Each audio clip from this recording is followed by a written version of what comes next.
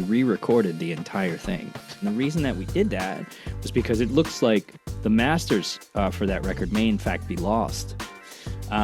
Nobody seems to be able to find them at the label. Rolling Stone reached out and did a little story on it. Where are the masters for Teenage Dirtbag? Yeah. And the label ghosted them. Wheatus frontman Brendan B. Brown and Gabrielle Sterbenz will head on an epic 14-day acoustic tour of Australia in January, including a date here in Newcastle. After discovering the original multitrack recordings of their self-titled debut album had been lost, Wheatus ventured back into the studio to re-record and release it. Here's our chat with the creator of Teenage Dirtbag, Brendan B. Brown. What special memories do you have from playing Newcastle? Newey. Yeah, where did we play? We played a Leagues Club the first time, I think, in Newcastle. It's 25 years ago. Yeah. So, I remember my biggest memory of Newcastle, coming into Newcastle, was also, well, first of all, you have to know that the natives, the people who live in Newcastle are called Novocastrians. Is that the case?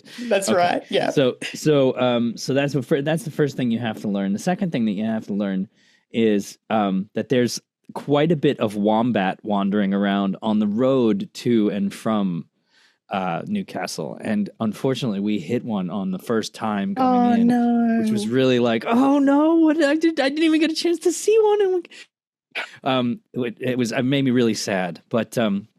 Yeah, those are the two memories. Sorry, they're so intense. Also being in a Tarago. Poor little wombat. That sucks. What do I need to tour Australia for? I killed a wombat. This is terrible. It's terrible. Yeah. It's hard to recover from that. That's not very nice. So this tour is actually going to be an acoustic tour.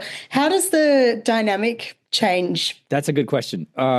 So it's far more dynamic than the electric show is. The electric show is about power and size, and the acoustic show is about emotion, right? So you're telling a story, you're connecting with the lyric, you're connecting with because we do a all request show. The set list is almost never formatted. It's always out to the audience to call the songs that we play. Wow. You're maybe if you're lucky, you've had a little convo before the song about why that person wants to hear it or some such. You get a little information, a little lore on the person who has shouted that tune, and that for me is invaluable because it forces you into their headspace. It gets you out of your like, oh, this is what I wrote the song about, and it's like, that's only important in the getting there of making songs. But it's not important in the legacy and the long life of a song. The life of a song is determined by people who see themselves in it and how they relate and how they can put themselves into the narrative and make the story their own. And in that regard, it's much more important what somebody has to say about one of our tunes than what I said in it, Yeah. And that's one of the reasons we do the all request stuff, because you asked questions about dynamics. Dynamically, we have no idea what's going to happen, right? There's no preconceived set list. There's no agenda. And so your quiets can be very, very quiet, and your louds can be super loud. And you kind of feeding off of, like I said, the emotion of the audience and what kind of show they want to have that night. Their story is what's important, Wow. That's amazing. So you don't even have an idea of like what you're going to open with or finish with? No. So if nobody has shouted anything, I kind of default to a handful of songs that are good for the warm up on the hands, Yeah. But typically I throw it out there and, meet people ahead of time, ask them what they want to hear before we take the stage in the first place. And maybe that's where it comes from, those little convos at the merch table or whatever, Have there been any requests that have been like super meaningful and stuck with you? Yeah. Somebody called out a song of ours called "A Fisherman with a Clock," which is about a weird dream that I had and had to wake up from. And that one's it's not necessarily a happy tune. It's about a breakup. It's about a relationship ending. But the person who wanted to hear that, they really were serious. In fact, came to find out it was really the only reason they were there, which is strange for a band like us because we have one song everybody kind of knows and a bunch of others, 80 some odd streaming tracks that exist in pockets of fandom, depending on what country you're in. But this was somebody whose whole idea of us was formed on this sort of 11-minute progressive rock waltz, Wow. And it was interesting to meet somebody like that, and to see that somebody sees you that way was like, wow, that's crazy. And they didn't care about Teenage Dirtbag at all. So it's like, okay, hey, I'll be whoever you need me to be. I wrote both of them, so let's go. Yeah. Kudos to them though. Deep fan. Yeah. You recently re-released your debut self-titled album with an expanded edition that covers a lot of the lost songs, other than that main one that, everyone knows. What's it been like getting to go over those songs that may not have been listened to as much? Right. So it's important to note that we didn't just re-release it, we re-recorded the entire thing. Right, from scratch. So it's an entire re-record. And the reason that we did that was because it looks like the masters for that record may in fact be lost. Nobody seems to be able to find them at the label. Rolling Stone reached out and did a little story on it. Where are the masters for Teenage Dirtbag? Yeah. And the label ghosted them. And in addition, over the years, when we've seen a license come through, somebody wants to use it in a movie or TV show, one that requires multitrack access, those licenses always seem to die on the vine. So we suspect now that we have our own multitrack, we can fulfill those licenses all the live long. But it seemed to be the case that they were gone. So we wanted to fill that void, put that piece of work that we had accomplished back in the day into existence again. And it was forensic. It was tedious. It took forever. I'll never do it again. and I'm very glad that we did. So we own the only multi-track master for Teenage Dirtbag is ours now. It's a Taylor's version thing, if you will. And in that process of going through because we had to reference all of these old tapes and these, outdated formats and transfer them over so we could get a picture of what we were doing back then. Because, and here's the important thing, the original CD, all of those CDs and MP3s that are on streaming for our first album, the original ones don't line up with the digital ones because it was on tape.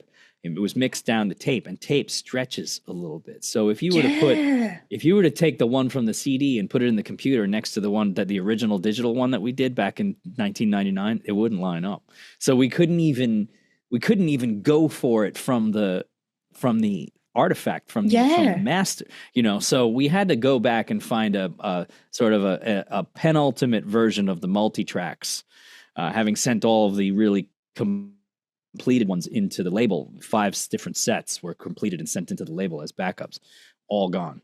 And we found this penultimate one in the research, in the sort of digging through the library, the vault, if you will. And we were able to transfer that over and create sort of skeletal versions of the song. So we had fixed points in space where we knew it was right, where to start. So, and we replaced everything one track at a time. But in that process, we came across all of these demo tapes of songs from over the years that sounded a lot like they belonged on the first album. And that was the reason we never recorded them, is we just didn't want to revisit that tone, that feeling.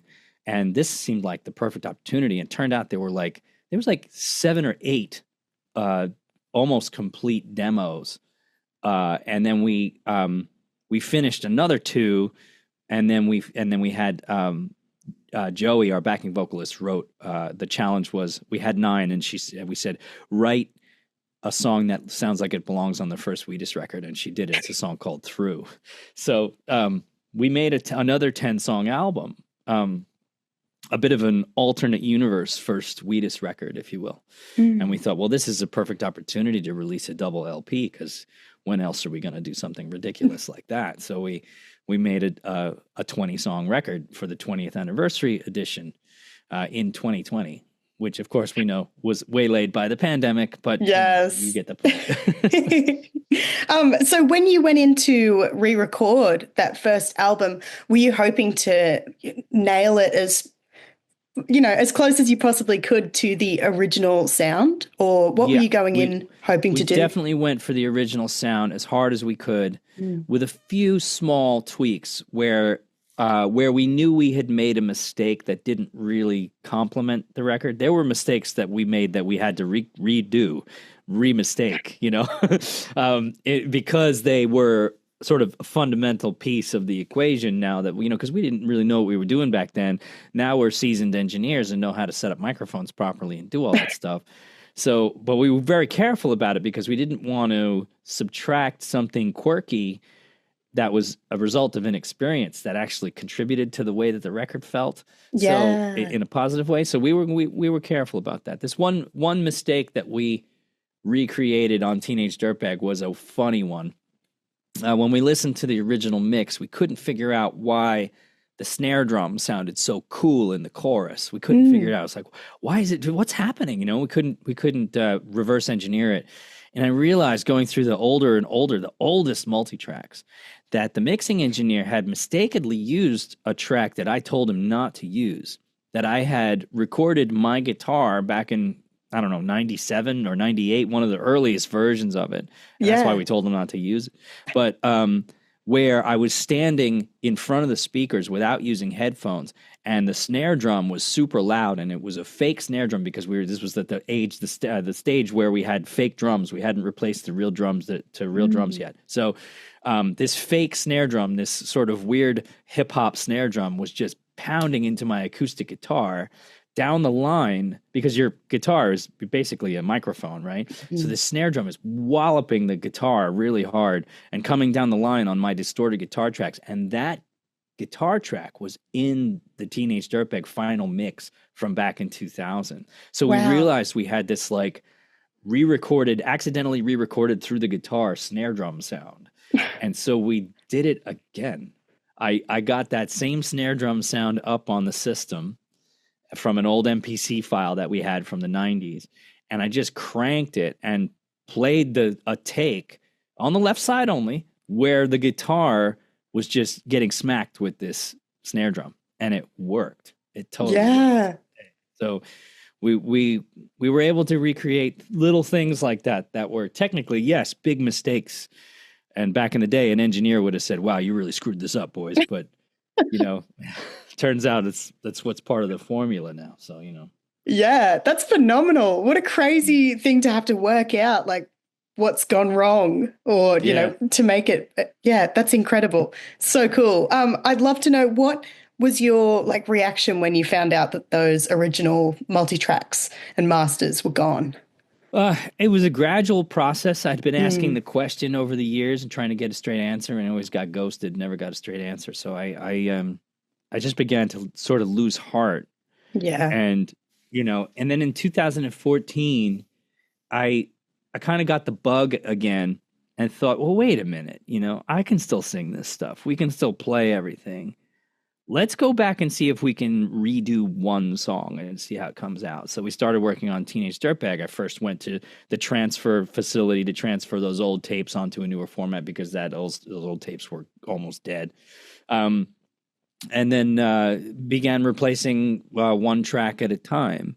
So eventually we got to a place, some tinkering, some back and forth, and let's do that again. That didn't work really a few times. For the next 3 years, we did that. Then we went on a bunch of tours and sort of had to put it on the shelf. And then around 2018, we moved to the Bronx and set up a new studio. And it was like, right, this is the first project that we're going to do here. We're going to christen this studio, this one behind me, with this forensic recreation of our first album. And that's when we got serious about it and started really digging in. And it worked, I'm happy to say. I'm really psyched about how it came out. I love it. And, the important parts of the first record are there. The not so important parts of the first record are not there. You know, like we kind of got rid of some stuff that was like, yeesh, you know, why was that like that? Oh boy. The really cringy stuff, you know? Yeah. Can you tell us about some of those cringy things that you got rid of? Sure. In particular, the song Truffles was just poorly done, just absolutely poorly done. And I remember, you know, it was this rough and tough, stupid song about the awful things that the kids in my high school used to say to each other. And that's what the impetus for the song was, you know, this sort of like boys' school, you know, shit talk, really. And it was all, the vocal takes were not, they were done in one, not focused on, not taking, not corrected, not, you know, and we didn't have pitch correct or anything back then. We were doing it raw into the tape machine, but we didn't, because we didn't have a lot of time. Of course, we were still working day jobs, working at night at my mother's house, you know, trying to finish the stuff in the basement. And just the stuff that we had to really rip through. I was like, I sing that very differently now, and I would like a chance to really get those notes right instead of that horrible flat nonsense I hear coming out. So, yeah, that's incredible. Yeah, it would have been awesome to get to redo it. Yeah, incredible. Well, we finally did. So yeah. Yes. Well, look, thank you so much for spending some time with me today. I can't wait to see you here in Newcastle on the 26th of January at the Hamilton Station Hotel. Thank you so much for spending some time with me. Thanks for having me on. I appreciate it. We'll see you soon.